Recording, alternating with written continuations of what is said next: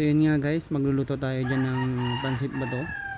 Magigisa lang tayo ng bawang sibuyas. Antayin lang natin siyang maging brown. At isusunod na natin dyan yung in-slice natin na na baboy. At i-golden lang natin yan para lumabas din yung lasa ng karning baboy natin.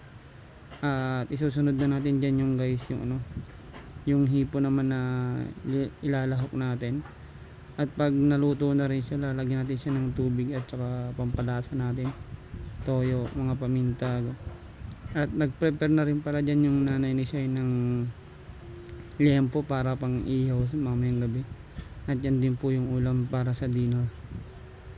Yun nga guys, pag kumukulo na yung tubig na nilagay natin sa sabaw natin para sa pansit bato, isusunod na natin dyan yung noodles natin.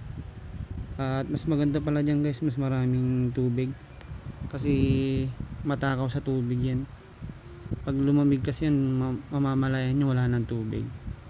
At ilalagay na pala natin dyan yung mga gulay, sama-sama na yung mga repolyo, pechay, carrots, at saka sayote, at saka meron pa, kalimutan ko lang.